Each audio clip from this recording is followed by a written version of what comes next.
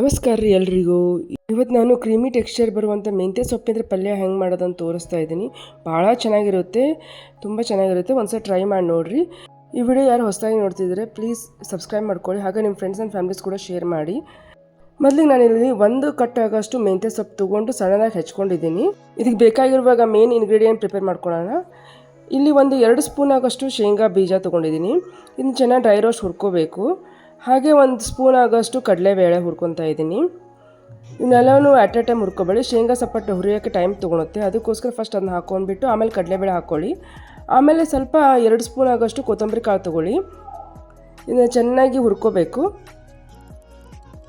ಆಮೇಲೆ ಇಲ್ಲಿ ಎಳ್ಳು ತೊಗೊಂಡಿದ್ದೀನಿ, 2 ಸ್ಪೂನ್ ಆಗೋಷ್ಟು ಎಳ್ಳು ತೊಗೊಳ್ಳಿ, ಚೆನ್ನಾಗಿ ಹುರಿರಿ ಅದನ್ನು ಕೂಡ ಲಾಸ್ಟಿಗೆ. ಆಮೇಲೆ 2 ಲವಂಗ ಸಾಕು, ಇದಕ್ಕೆ ಭಾಳ ಏನು ಮಸಾಲೆ ಬೇಕಾಗಲ್ಲ, ಇದಕ್ಕೆ ಅಷ್ಟಾದರೆ ಸಾಕು. ಸ್ವಲ್ಪ ತಣ್ಣಗಾಗಿಬಿಟ್ಟು ಆಮೇಲೆ ಇವೆಲ್ಲವೂ ಒಂದು ಜಾರಿಗೆ ಹಾಕೊಂಡ್ಬಿಟ್ಟು ಫೈನ್ ಪೇಸ್ಟ್ ಮಾಡ್ಕೊಂಬಿಡ್ರಿ. ಇದಕ್ಕೆ ಒಂದು ಸ್ವಲ್ಪ ನೀರು ಹಾಕೊಂಡ್ಬಿಟ್ಟು ಫೈನ್ ಪೇಸ್ಟ್ ಮಾಡಿ, ಪರವಾಗಿಲ್ಲ.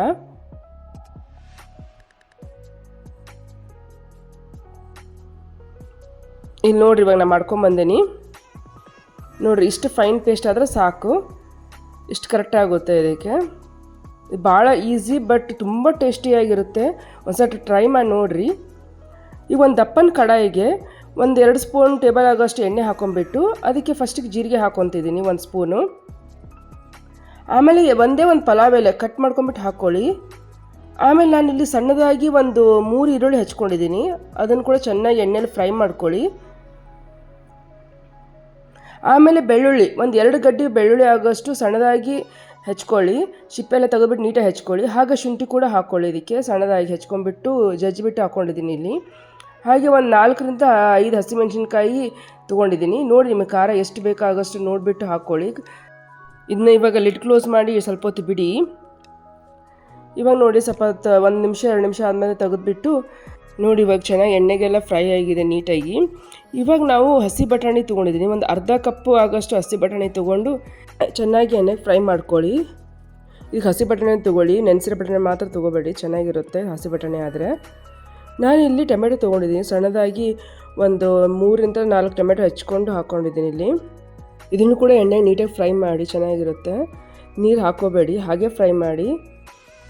ಎಲ್ಲ ಫ್ರೈ ಆದಮೇಲೆ ನೀವು ರುಚಿಗೆ ತಕ್ಕಷ್ಟು ಉಪ್ಪು ಹಾಕ್ಕೊಳ್ಳಿ. ಆಮೇಲೆ ನಾವು ಇಲ್ಲಿ ಮೆಂತ್ಯ ಸೊಪ್ಪು ಸಣ್ಣದಾಗಿ ಹೆಚ್ಚು ಕಟ್ ಮಾಡ್ಕೊಂಡಿದ್ವಲ್ಲ, ಅದನ್ನು ಕೂಡ ಹಾಕ್ಕೊತಿದ್ದೀನಿ ಇಲ್ಲಿ. ಇದನ್ನು ಕೂಡ ಎಣ್ಣೆಗೆ ನೀಟಾಗಿ ಫ್ರೈ ಮಾಡ್ಕೊಳ್ಳಿ.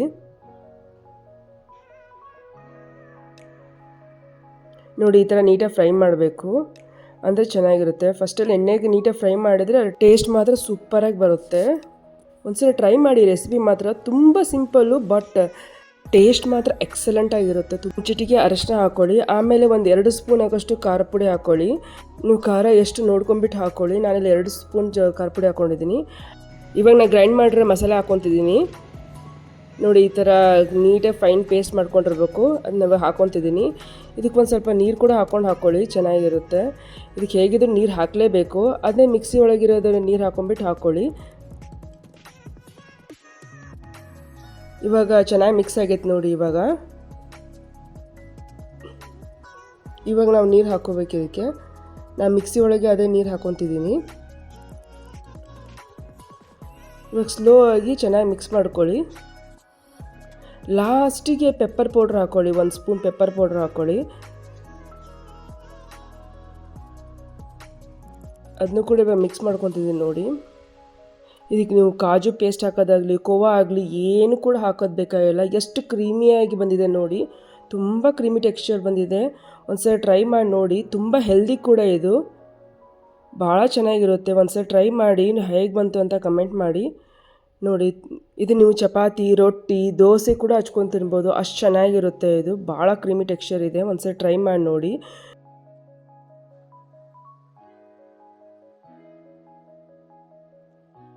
ನಿಮಗೂ ಈ ಮೇಥಿ ಮಟರ್ ಮಲಾಯ್ ರೆಸಿಪಿ ಇಷ್ಟ ಆಗಿದರೆ ಪ್ಲೀಸ್ ಲೈಕ್ ಮಾಡಿ, ಹಾಗೆ ಸಬ್ಸ್ಕ್ರೈಬ್ ಮಾಡ್ಕೊಳ್ಳಿ. ನಿಮ್ಮ ಫ್ರೆಂಡ್ಸ್ ಆ್ಯಂಡ್ ಫ್ಯಾಮಿಲೀಸ್ ಕೂಡ ಶೇರ್ ಮಾಡಿ.